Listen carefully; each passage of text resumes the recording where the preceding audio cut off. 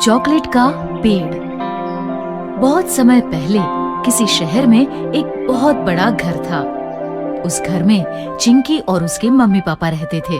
उनके घर में शांति बाई नाम की एक नौकरानी काम करती थी। एक बार चिंकी के पापा शाम को घर आए और चिंकी से बोले, चिंकी, अगले हफ्ते तुम्हारा बर्थडे है। बताओ, तुम्हें इस साल अपने बर्थडे पर क्या चाहिए? पापा, गिफ्ट तो आप मुझे हर साल देते हो, लेकिन इस बार मैं आपसे एकदम अलग गिफ्ट लूंगी। तो बताओ, इस बार तुम्हें क्या चाहिए? इस बार अपने बर्थडे में मैं अपने फ्रेंड्स को एक बहुत बड़ी पार्टी देना चाहती हूँ। बस इतनी सी बात? ठीक है, मैं तुम्हारे लिए एक बड़ी सी पार्टी अरेंज कर दूंगा। चिंकी की मम्मी ने भी शांति बाई से कहा, कल हम घर में चिंकी की बर्थडे पार्टी मनाएंगे। तुम भी अपने बच्चों को पार्टी में जरूर लाना, उन्हें बहुत अच्छा लगेगा। शाम को घर का सारा काम खत्म करके शांति बाई अपने घर लौट गई। घर पहुंचकर शांति बाई ने अपने बेटे से कहा, गट्टू, कल चिंकी का बर्थडे है, इसीलिए कल मालकिन ने तुम्हें घर पर पार्टी के लिए बुलाया है। अगले दिन शाम होते ही गट्टू शांति बाई के साथ चिंकी की बर्थडे पार्टी में आ गया। इतनी बड़ी पार्टी देखकर गट्टू बहुत खुश हुआ।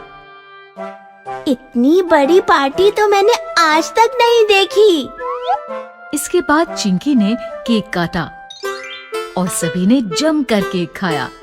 गट्टू भी केक खाकर और कोल्ड ड्रिंक पीकर बहुत खुश था।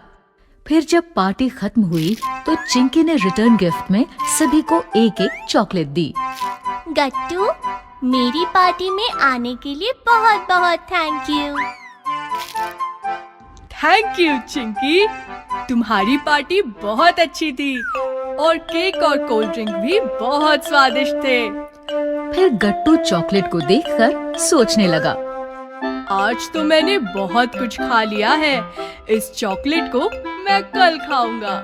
और गट्टू शांति बाई के साथ अपने घर आ गया। अगली सुबह स्कूल से आने के बाद उसे चॉकलेट की याद आई। चलो अब चॉकलेट खाते हैं। लेकिन गट्टू ने जैसे ही चॉकलेट की एक बाइट ली, उसे वो चॉकलेट बहुत ज्यादा स्वादिष्ट लगी। ये चॉकलेट तो कल रात वाले केक से भी ज्यादा स्वादिष्ट है। लेकिन अगर मैं इसे सारी आज ही खा लूंगा तो मैं कल क्या खाऊंगा? नहीं नहीं, मैं इसे एक साथ नहीं खाऊंगा, बल्कि मैं इसे रोज थोड़ी थोड़ी करके खाऊंगा। और फिर उसने बाकी चॉकलेट को संभाल कर रख दिया। अब वो रोज उसमें से थोड़ी थोड़ी चॉकलेट खाने लगा। काश ये चॉकलेट कभी खत्म ना हो। ऐसे ही कुछ दिन बीत गए। अब गट्टू के पास थोड़ी सी ही चॉकलेट रह गई। ये सोचकर गट्टू बहुत उदास हो गया। ऐसे ही उदास मन से अगले दिन वो स्कूल से लौट रहा था। तभी उसे सड़क के किनारे एक जामुन का पेड़ दिखा। पेड़ देखकर उसने सोचा, मैं भी इस जामुन की तरह चॉकलेट का पेड़ उगा सकता हूँ। बस मुझे बाकी बची चॉकलेट को जमीन में दबाकर उस पर पानी ही तो डालना होगा। ये सोचकर वो जल्दी से अपने घर गया और बाकी बची चॉकलेट और एक बोतल पानी लेकर उस जामुन के पेड़ के पास आ गया। वहाँ उसने एक छोटा सा गड्ढा खोदा और चॉकलेट को उसमें रखकर उस पर पानी डाल दिया। वाह, अब जल्द ही मेरा भी चॉकलेट का पेड़ होगा और मैं रोज पेट भरकर चॉकलेट खाऊंगा। उसी समय एक बूढ़ा आदमी वहाँ से गुजर रहा था। गट्टू को यूं हंसता देख वो गट्टू के पास आया। क्या हुआ? तुम ऐसे अकेले खड़े हंस क्यों रहे हो? अंकल, मैं अपने पेड़ के बारे में सोचकर खुश हो रहा हूँ। तुम्हारा पेड़? क्या ये जामुन का पेड़ तुम्हारा है? नहीं, जामुन का नहीं। मैंने यहाँ जमीन में कुछ चॉकलेट दबाई है। अब यहाँ मेरा चॉकलेट का पेड़ उगेगा। क्या? हाँ अंकल। मैं खुश नहीं हो रहा, बल्कि तुम्हारी बेवकूफी पर हंस रहा हूँ। क्या मतलब? मतलब ये कि इस तरह से चॉकलेट का पेड़ नहीं उगता और तुमने लालच में आकर अपनी बाकी बची चॉकलेट भी बर्बाद कर दी। ये सुनकर गट्टू समझ गया कि उसने कितनी बड़ी गलती कर दी। ये मैंने क्या किया? लालच में आकर मैंने बाकी बची चॉकलेट को भी बर्बाद कर दिया। फल, सब्जियां और पिज्जा, बर्गर। बहुत समय पहले किसी शहर में एक परिवार रहता था। परिवार में दादा दादी और मम्मी पापा के साथ 8 साल का हिमांशु और 7 साल की हिमानी भी रहते थे। दोनों को बाहर का खाना बहुत पसंद था, इसलिए वो पिज्जा बर्गर तो बहुत शौक से खाते थे, लेकिन हरी सब्जी और फलों को खाने से हमेशा मना कर देते थे। नहीं, हमें सब्जी और फल अच्छे नहीं लगते। हमें बस पिज्जा और बर्गर अच्छा लगता है। लेकिन बच्चों, अगर तुम फल और सब्जियां नहीं खाओगे तो तुम्हारी आंखें कमजोर हो जाएंगी और तुम्हें इस छोटी उम्र में ही चश्मा लगाना पड़ेगा। लेकिन वो कभी अपनी मम्मी की बात नहीं मानते थे।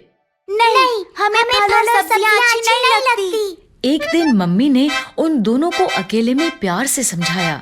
हरी सब्जियां और फल खाने से हमारी आंखें ठीक रहती हैं और अगर तुम्हारी आंखें खराब हो गई तो तुम्हें चश्मा लगाकर रहना पड़ेगा। मम्मी के प्यार से समझाने पर हिमानी मम्मी की बात मान गई। ठीक है मम्मी, मैं आज से रोज हरी सब्जियां और फल खाऊंगी। लेकिन हिमांशु मम्मी की बात नहीं माना। नहीं मम्मी, पिज्जा बर्गर ही अच्छे लगते हैं, इसलिए मैं वही खाऊंगा। अब मम्मी ने हिमांशु को समझाना बंद कर दिया। ऐसे ही बहुत दिन बीत गए। हिमानी रोज हरी सब्जियां और फल खाने लगी और हिमांशु पहले की तरह पिज्जा बर्गर ही खाता रहा। एक दिन स्कूल में हिमांशु की टीचर ने उससे कहा, हिमांशु, ब्लैक बोर्ड पर लिखे सवाल का जवाब दो। लेकिन जब हिमांशु ने बोर्ड पर देखा तो उसे सब कुछ धुंधला धुंधला दिखाई दिया। उसने आंखें मसलकर फिर से देखा, लेकिन फिर भी सब कुछ धुंधला ही था। हिमांशु के जवाब ना देने पर टीचर ने उससे गुस्से से कहा, हिमांशु, क्या तुम्हें इतने आसान से सवाल का जवाब भी नहीं पता? रुको, मैं अभी तुम्हारे मम्मी पापा को स्कूल बुलाती हूँ। ये कहकर टीचर क्लासरूम से चली गई। कुछ देर बाद टीचर के फोन करने पर हिमांशु के मम्मी पापा स्कूल आए। मैंने हिमांशु से मैथ का इतना आसान सवाल पूछा था, लेकिन हिमांशु को ये भी नहीं पता कि 2+2 कितने होते हैं। क्या हिमांशु, तुम्हें इतने आसान सवाल का जवाब भी नहीं पता? लगता है तुम आजकल ठीक से पढ़ाई नहीं कर रहे हो। नहीं मम्मी, मुझे पता है 2+2 4 होते हैं। तो तुमने टीचर को आंसर क्यों नहीं बताया? वो इसलिए कि मुझे बोर्ड पर लिखा सवाल दिखाई नहीं दिया। मैंने तुम्हें कहा था ना, हरी सब्जियां और फल खाया करो। देखो अब तुम्हारी आंखें खराब हो गई। अगर हिमानी की तरह तुम भी मेरी बात मानते तो तुम्हारी आंखें भी ठीक रहती। सॉरी मम्मी, आज से मैं रोज हरी सब्जियां और फल खाऊंगा। हिमांशु को ऐसे रोता देख मम्मी समझ गई कि हिमांशु को अपनी गलती का एहसास हो गया है। उसने हिमांशु को चुप कराते हुए कहा, ठीक है हिमांशु, जो हो गया वो हो गया। लेकिन अब अगर तुम रोज हरी सब्जियां और फल खाओगे तो हो सकता है तुम्हारी आंखें फिर से ठीक हो जाए। तब तक के लिए चलो मैं तुम्हें चश्मा लगवा देता हूँ। मम्मी पापा के ऐसा कहने पर हिमांशु ने रोना बंद कर दिया और पापा ने हिमांशु का नजर का चश्मा बनवा दिया। इस तरह हरी सब्जियां और फल खाने के कारण हिमानी की आंखें ठीक रहीं और हरी सब्जियां ना खाने के कारण हिमांशु को चश्मा लगाना पड़ा।